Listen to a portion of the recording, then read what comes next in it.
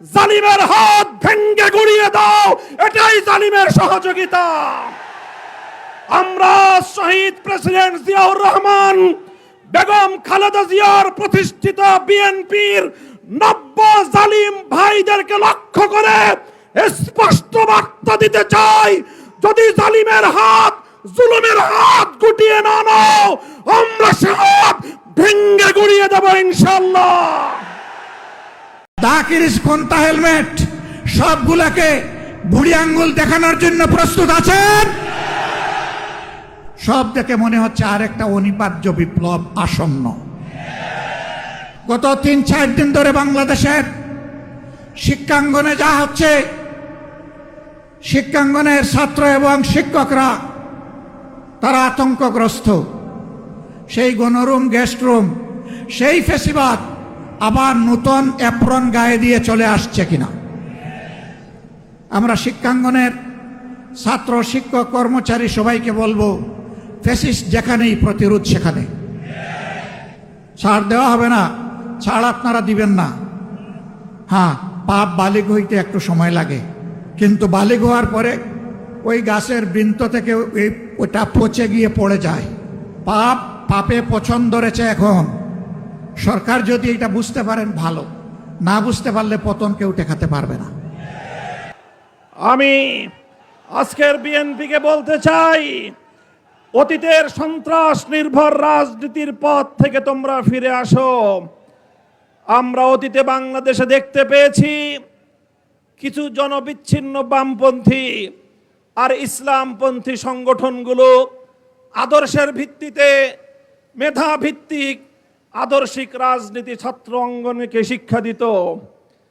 2024-এর বিপ্লবের মধ্য দিয়ে বামপন্থী এবং ইসলামপন্থী ছাত্র সংগঠনগুলোর বাইরেও একটি নতুন শক্তির উত্থান ঘটেছে। যেই ছাত্র জনতা নাহিদ, আক্তার, নাসিরউদ্দিন পাটোয়ারি, সার্জিস, হাসনাত আব্দুল্লাহ, আসিফদের মতো মেধাবী ছাত্র উপহার দেয়, সেই 24-এর বিপ্লব পরবর্তী নতুন বাংলাদেশে ছাত্র দলের সন্ত্রাস নির্ভর রাজনীতি বাংলাদেশের শিক্ষাঙ্গনগুলিতে চলতে পারে না। ওনারা বলতে চান মাত্র 5 মাস হলো সরকারের, এত অস্থির কেন আপনারা?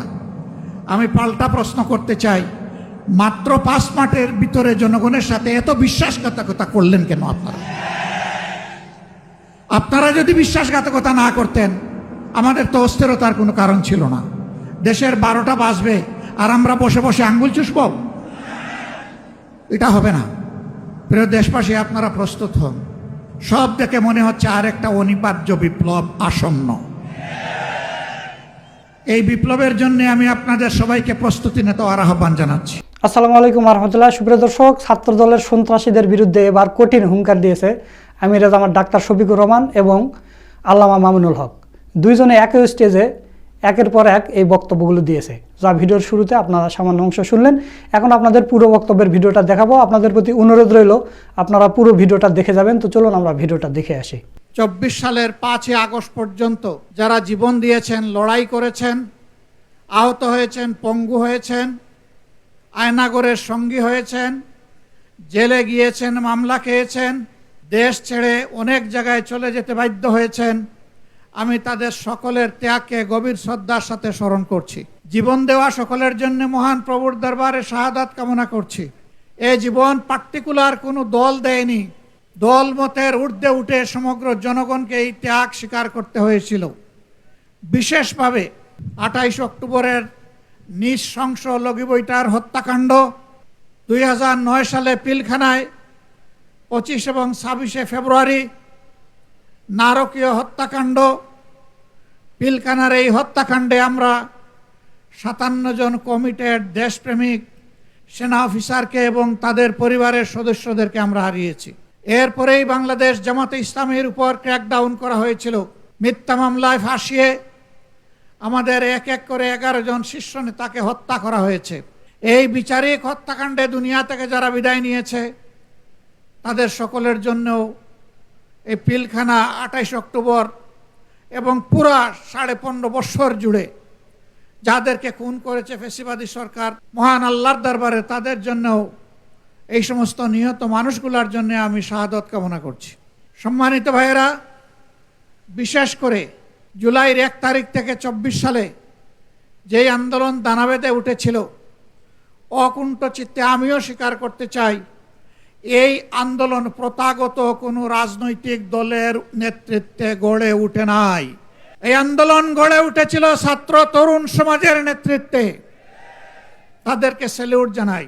15.5 বছরে দফায় দফায় আন্দোলন করেছি, জীবন দিয়েছি, জেলে গিয়েছি, ফাঁসির কাষ্ঠে দাঁড়িয়েছি, কিন্তু ফ্যাসিবাদকে আমরা তাড়াতে পারি নাই। জুলাইয়ের আন্দোলনের মধ্য দিয়ে যখন সারা দেশবাসী একাকার হয়ে গেল, তখনই ফ্যাসিবাদ দুপুরের খাবার ফেলে দিয়ে পালিয়ে যেতে বাধ্য হলো। এর আগে তো আর পালিয়ে যায়নি। সুতরাং এই ক্রেডিট জনগণের, নেতৃত্বের ক্রেডিট আমাদের তরুণ সমাজের। এইটা নিয়ে কেউ টানাটানি করুক, তা আমরা পছন্দ করি না। এই আন্দোলনের কোনো মাস্টার মাইন্ড, একক মাস্টার মাইন্ড কাউকে স্বীকার করি না। এই আন্দোলনের মাস্টার মাইন্ড 18 কোটি নির্যাতিত মানুষ। সংগ্রামী বন্ধুগণ, অনেকেই ক্রেডিট দাবি করছেন, কখনো মাস্টার মাইন্ড, কখনো আবার জুলাই শহীদদেরকে ভাগ বাটোয়ারা করছেন। আমি এগুলা নিন্দা জানাই। শহীদদেরকে নিয়ে রাজনৈতিক রং দেওয়ার চেষ্টা করবেন না। যদি রাজনৈতিক দলের ডাকে সাড়া দেওয়ার হতো, তারা আগেই দিত। তারা আগে সাড়া দেয় নাই। জীবন দেওয়ার জন্য রাস্তায় নেমেছিল তরুণদের ডাকে। তারা জাতির সম্পদ, তারা কোনো দলের সম্পদ হতে পারে না। তাদের নিয়ে কোনো রাজনীতি হোক, এটা আমরা পছন্দ করি না। আহত পঙ্গু হয়ে যারা এখনো কাতরাচ্ছে, শরীরে অসংখ্য বুলেট পিলেট নিয়ে রাতে একটুখানি ঘুমাতে পারে না, স্বাভাবিক জীবনযাপন করতে পারে না, চলাফেরা করতে পারে না, এখনো এলিজাবেথের সেই মেটালিক কেস নিয়ে তাদেরকে হাঁটতে হয়, এখনো ব্যাংককের হাসপাতালে বিছানায় পড়ে আছে, এখনো ঘরে ঘরে সেই পঙ্গু যোদ্ধারা কাতরাচ্ছে। তাদের দিকে নজর দেওয়ার ফুসরত এই সরকারের হচ্ছে না। আমরা স্পষ্টভাবে বলতে চাই, যাদের কারণে জাতি নাজাত পেয়েছে তাদেরকে অবশ্যই সম্মান দিতে হবে। যারা জীবন দিয়েছে তাদেরকে রাষ্ট্রীয় খেতাবে ভূষিত করতে হবে। শহীদ পরিবারগুলোকে সম্মানের সাথে পুনর্বাসন করতে হবে। যারা আহত পঙ্গু হয়েছে তাদের সুচিকিৎসা নিশ্চিত করতে হবে, সেটা দেশে হোক কিংবা বিদেশে হোক। এটা হবে সর্বোচ্চ অগ্রাধিকার, এবং তাদেরকেও সম্মানজনক পুনর্বাসনের ব্যবস্থা করে দিতে হবে। খুনিদেরকে, ফ্যাসিস্টদেরকে বিচারের আওতায় এনে তাদের শাস্তি নিশ্চিত করতে হবে। লক্ষণ ভালো না, একটাও দেখতে পাচ্ছি না। সব যেন চূড়াবালিতে হারিয়ে যাচ্ছে। কার সাথে আতাত করে জাতির এই দাবিগুলোকে উপেক্ষা করা হচ্ছে আমরা জানতে চাই। এ জবাব প্রধানমন্ত্রীকে দিতে হবে, কারণ এর আগে, নির্বাচনের আগে তিনিও তো এই দাবিগুলো করেছিলেন। এখন কেন সেগুলো হারিয়ে যাচ্ছে? প্রিয় দেশবাসী, এইখানে মুজিবুর রহমান ভূঁইয়া মঞ্জু বলে গেছেন যে যমজ মায়ের 2 সন্তানের মতো একদিনে 2টি বুট হয়েছে। একই চেহারার, 2 মিনিট আগে আর পরে সিল পড়েছে। এখন এক সন্তানকে মা তার সন্তান হিসেবে ধারণ করে আরেকজনকে অগ্রাহ্য করে, এমন কোনো মাকে দুনিয়া খুঁজে পাওয়া যাবে? তাহলে এখন যারা ক্ষমতায় আছেন তারা এই আচরণ করছেন কেন? এটা জাতির সাথে সুস্পষ্টভাবে প্রতারণা, এবং তারা সংসদে দাঁড়িয়ে এটা স্বীকার করে নিয়েছেন। স্বীকার করে নেওয়ার জন্য ধন্যবাদ। মনে রাখবেন, এই স্বীকারোক্তির মাধ্যমে আপনারা প্রতারক হিসাবে জাতির সামনে নিজেদের নাম রেজিস্ট্রেশন করে নিয়েছে। আপনারা দুঃখবাজ। এই জন্য এই সরকারের অনেককে দেখলে এখন জুলাই যোদ্ধারা আওয়াজ তোলে, ভুয়া ভুয়া। এটা জাতির জন্য লজ্জার। ফ্যাসিবাদী আমলে আপনারাও মজলুম ছিলেন। ফ্যাসিবাদীরা যে সমস্ত জুলুম করেছে, অপকর্ম করেছে, এই 5 মাসে আপনারা সবগুলার রেপ্লিকা, ফটোকপি আপনারা আমাদেরকে দেখিয়ে দিয়েছেন। ফ্যাসিবাদী আচরণ করবেন, আর জনগণ ফ্যাসিবাদী বললে আপনারা আবার রাগ করবেন। একটা রিলস মাঝে মাঝে দেখা যায়, কি রাগ করলেন শোনা। ফ্যাসিবাদী আচরণ ছেড়ে দেন, জনগণ ফুলের মালা দিয়ে আপনাদেরকে বরণ করবে, দেশ গড়ার কাজে সাহায্য করবে। এ দেশ আমাদের সকলের। দেশকে আমরা ভালোবাসি, কিন্তু আল্লাহর কসম খেয়ে বলছি, বাংলার জমিনে কোনো ফ্যাসিবাদকে আমরা সহ্য করব না।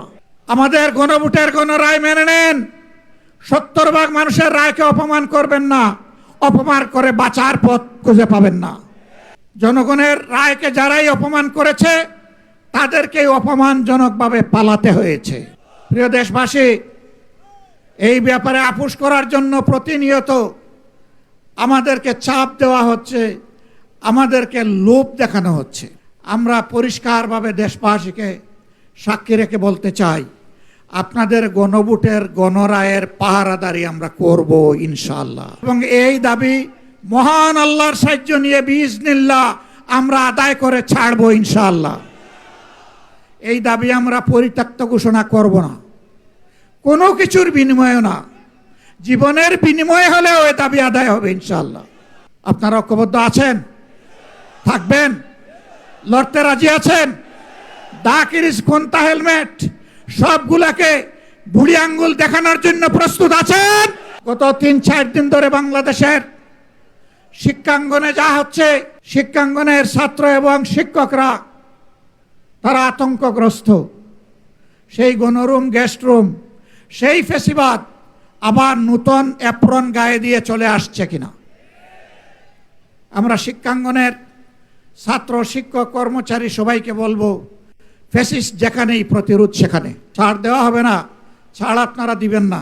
হ্যাঁ, পাপ বালিগ হইতে একটু সময় লাগে, কিন্তু বালিগ হওয়ার পরে ওই গাছের বৃন্ত থেকে ওটা পচে গিয়ে পড়ে যায়। পাপে পছন্দ ধরেছে। এখন সরকার যদি এটা বুঝতে পারেন ভালো, না বুঝতে পারলে পতন কেউ ঠেকাতে পারবে না। ওনারা বলতে চান মাত্র 5 মাস হলো সরকারের, এত অস্থির কেন আপনারা? আমি পাল্টা প্রশ্ন করতে চাই, মাত্র 5 মাসের ভিতরে জনগণের সাথে এত বিশ্বাসঘাতকতা করলেন কেন আপনারা? আপনারা যদি বিশ্বাসঘাতকতা না করতেন, আমাদের তো অস্থিরতার কোনো কারণ ছিল না। দেশের 12টা বাজবে আর আমরা বসে বসে আঙ্গুল চুষব, এটা হবে না। প্রিয় দেশবাসী, আপনারা প্রস্তুত হন। সব দেখে মনে হচ্ছে আরেকটা অনিবার্য বিপ্লব আসন্ন। এই বিপ্লবের জন্য আমি আপনাদের সবাইকে প্রস্তুতি নিতে আহ্বান জানাচ্ছি। এখানে আমরা যারা বসেছি, অনেকে বয়স্ক, অনেকে তরুণ। বিপ্লবের ক্ষেত্রে বিপ্লব কোনো বয়স মানে না। যেমন 24শে জুলাই আবাল বৃদ্ধ বনিতা, 10 মাসের শিশু থেকে 90 বছরের বৃদ্ধ সবাই ছিল রাজপথে। আগামীতেও বয়স বিপ্লবকে সঙ্গ দিয়েই সামনে এগিয়ে যাবে ইনশাআল্লাহ। সেদিন সবাই হবে তরুণ, সবাই হবে যুবক, এবং ফেসিবাদের বিরুদ্ধে লড়াই হবে আপোষহীন, তীব্র, বিজয় ছিনিয়ে আনার লড়াই হবে ইনশাআল্লাহ। জেল জুলুমের ভয় দেখাবেন না। আল্লাহর মেহেরবানিতে এইগুলোকে কোনো পাত্তাই দেই না। ফাঁসির ভয় দেখাবেন না। ফাঁসির রশি যদি জাতির মুক্তির জন্য প্রয়োজন হয়, ফুলের মালা হিসাবে কবুল করে নেব। ফাঁসির তক্তার উপর দাঁড়িয়ে বুক কাঁপবে না, ঠোঁট কাঁপবে না, বিজয়ের জয়ধ্বনি শুনিয়ে যাব ইনশাআল্লাহ। সম্মানিত বন্ধুগণ, গ্যাসের দাম কখন বাড়ানো হয়? বাড়ানোর আগে গ্যাস কমায় দেওয়া হয়। সমাজে সংকট সৃষ্টি করা হয়, জনগণ অতিষ্ঠ হয়ে উঠে। এই ফাঁকে গ্যাসের দাম বাড়াইয়া বলে, জনগণ বলে যাক বাবা, দাম বাড়লে পাইয়া তো গেছি। এটা ফ্যাসিবাদী প্র্যাকটিস। যদি দাম বাড়ানোর আগে সংকট সৃষ্টি হয়, আর সংকট সৃষ্টি হওয়ার কারণে যদি দাম বাড়ার পরে আবার সংকট দূর হয়ে যায়, তাহলে দাম না বাড়াইয়া সংকট দূর হয় না কেন? এটা জনগণের সাথে ধোঁকা, প্রতারণা। অতীতে যারা জনগণের সম্পদ লুণ্ঠন করেছে, চুরি করেছে, ডাকাতি করেছে, এখন সরকারি দলের দ্বিতীয় ব্যক্তি বলেছেন সেই চুরি ডাকাতি অপরাধের প্রবৃদ্ধি হয়েছে, কোনো পরিবর্তন হয় নাই। এটা আরেকটা রাজসাক্ষী। স্বীকারোক্তিমূলক জবানবন্দি 164 ধারা। ওনারা সংবিধান বলেন, তো এই জন্য একটু সংবিধান বললাম।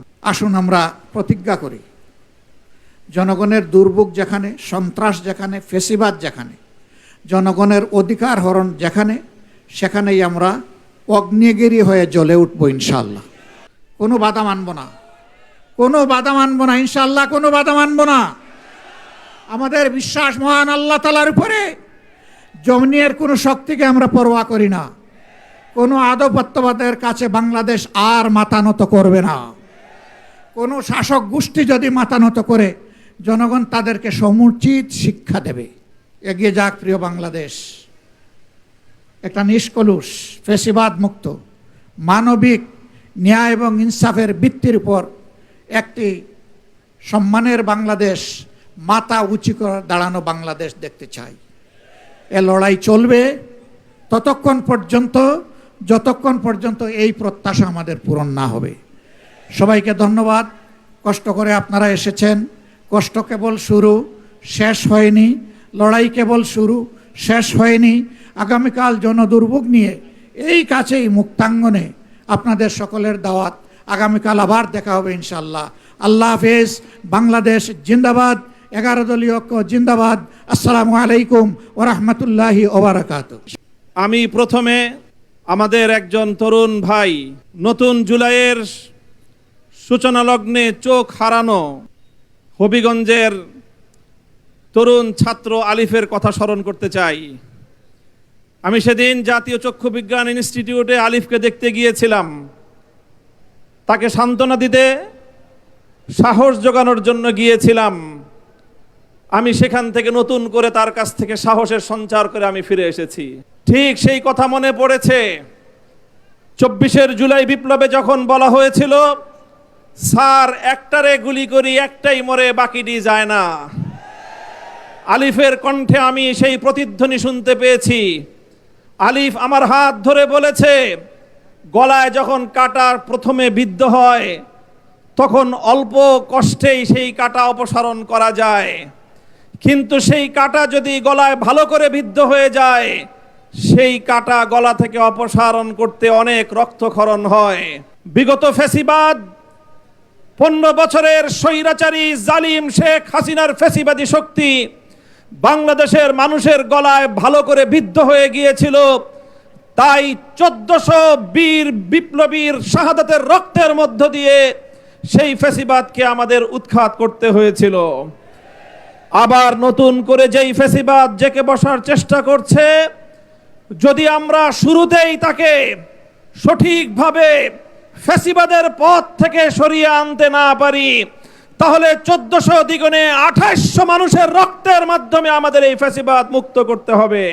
তাই আমি বলতে চাই, আমাদের এক সময়ের সহযোদ্ধা, আল্লাহর পয়গম্বরের ভাষায় উনসুর আখাকা জালিমান আও মাজলুমান, তুমি তোমার ভাইকে সাহায্য করো, সে জালিম হোক অথবা মজলুম হোক।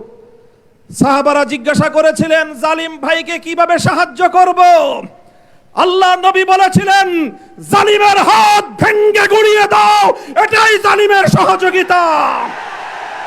আমরা শহীদ প্রেসিডেন্ট জিয়াউর রহমান, বেগম খালেদা জিয়ার প্রতিষ্ঠিত বিএনপির নব্য জালিম ভাইদেরকে লক্ষ্য করে স্পষ্ট বার্তা দিতে চাই, যদি জালিমের হাত, জুলুমের হাত গুটিয়ে না নাও, আমরা সে হাত ভেঙ্গে গুড়িয়ে দেব ইনশাআল্লাহ। আমি আজকের বিএনপিকে বলতে চাই, অতীতের সন্ত্রাস নির্ভর রাজনীতির পথ থেকে তোমরা ফিরে আসো।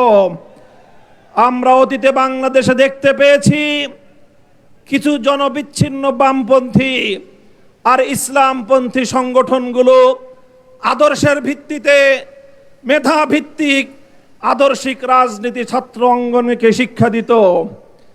2024 বিপ্লবের মধ্য দিয়ে বামপন্থী এবং ইসলামপন্থী ছাত্র সংগঠনগুলোর বাইরেও একটি নতুন শক্তির উত্থান ঘটেছে। যেই ছাত্র জনতা নাহিদ, আক্তার, নাসিরউদ্দিন পাটোয়ারি, সার্জিস, হাসনাত আব্দুল্লাহ, আসিফদের মতো মেধাবী ছাত্র উপহার দেয়, সেই 24 বিপ্লব পরবর্তী নতুন বাংলাদেশে ছাত্র দলের সন্ত্রাস নির্ভর রাজনীতি বাংলাদেশের শিক্ষাঙ্গনগুলিতে চলতে পারে না। আমি আমার বিশেষ করে কওমি অঙ্গনের ছাত্র জনতার একটি কথা স্মরণ করিয়ে বলতে চাই, 24 বিপ্লবে যখন আমাদের বাংলাদেশের মাদ্রাসাগুলো থেকে আবাবিল পাখির মতো ঝাঁকে ঝাঁকে ছাত্ররা নেমে এসেছিল, সেদিন সাংবাদিকরা তাদেরকে প্রশ্ন করেছিল, তোমরা কেন এসেছো? তোমরা তো কোটাও চাও না, তোমাদের তো সরকারের চাকরিরও প্রয়োজন নেই, তবে তোমরা কেন রাজপথে নেমেছো? আমাদের ছাত্ররা বলেছিল, আমরা চাকরির জন্য নামি নাই, স্কুল কলেজ ইউনিভার্সিটিতে আমার ভাইদের বুকে জালিমের বুলেট বিদ্ধ হলো কেন, সেই জালিমের কাছ থেকে প্রতিশোধ গ্রহণ করতে নেমেছি। আমি আবার সে কথার পুনরাবৃত্তি করছি, মনে রাখবেন, বাংলাদেশের যেখানেই জুলুম হবে, যেখানেই জালিমের হাত উদ্ধত হবে, নাসিরউদ্দিন পাটোয়ারি ভাই আমরা বলি, আবার মাদ্রাসাগুলো থেকে আবাবিল রাজপথে নেমে আসবে ইনশাআল্লাহ। আখেরি পয়গাম, গণভোটের রায় দিয়েছে 70% জনগণ। এই গণভোটের রায় যদি কার্যকর না করা হয়, মনে রাখবেন, এই গণভোটের রায় আমরা পেয়েছি ১৫০০ শহীদের রক্তের বিনিময়ে। এই গণভোটের রায় পেয়েছি শাপলা চত্বরের শহীদের রক্তের বিনিময়ে। এই গণভোটের রায় আমরা পেয়েছি ৫৭ জন বিপ্লবীর রক্তের বিনিময়ে। যদি সেই রক্তের সঙ্গে গাদ্দারি করা হয়, আমরা রক্তের সম্মান রক্ষা করার শপথ গ্রহণ করতে চাই। সুপ্রিয় দর্শক, আপনারা আমির জামাত ডাক্তার শফিকুর রহমান এবং আল্লামা মামুনুল হকের বক্তব্যের ভিডিওটা দেখলেন। তো তাদের কথাগুলো আপনাদের কাছে কেমন লেগেছে? যদি ভালো লাগে ভিডিওটা শেয়ার করবেন। সকলকে ধন্যবাদ।